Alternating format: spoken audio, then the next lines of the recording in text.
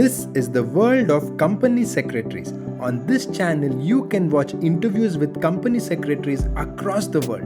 Make sure you subscribe and hit that bell icon. Since lot of students have a wrong notion that there is not much scope for CS, for some reason I personally don't understand, there is a kind of message among students or some kind of grapevine going on that there's no scope for CS. What is your message for all the students who have this thought?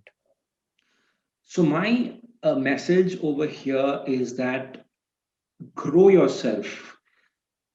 Just ensure you are a competent professional because it's not about CS, it's about like any profession. If you are competent, you will have a career, no matter what, whether you're a doctor or a lawyer or a CS or anything. The requirement is for competent professionals. So just ensure that you are keeping yourself like updated with the laws. You are growing yourself as a professional. You are dealing with various assignments and doing a good job with respect to those assignments. And once you get the confidence of your colleagues, of your seniors, you will, then there's no end to it, then you are just on the growth curve. So, to answer your question, Alok, I don't think it's profession specific. It's just you need to really be there. You need to be up to it. True. Yeah. Exactly. So earlier also Arjun had brought this point, but again he's told us that it all depends on you and how well you do, and if you're competent, you'll definitely do really well in your career. So coming to our last question, Arjun, in this interview, um, what are the kind of future trends you see in the profession? Because we can see from us from 2000 to 2020 the profession has grown by leaps and bounds, and there's a huge opportunities, whether it is in practice or in corporate. The profession and the scope has widened. What do you see happening in the next 5 or 10 years? Because most of our audience are students who are doing the course now, and they'll be getting into the profession very soon. So I see as a lot of promise. To be honest, I think there's a lot of promise in this profession.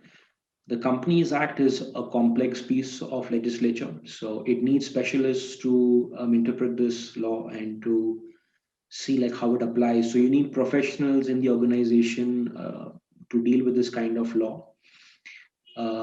Corporate law as such is like heavily regulated in India.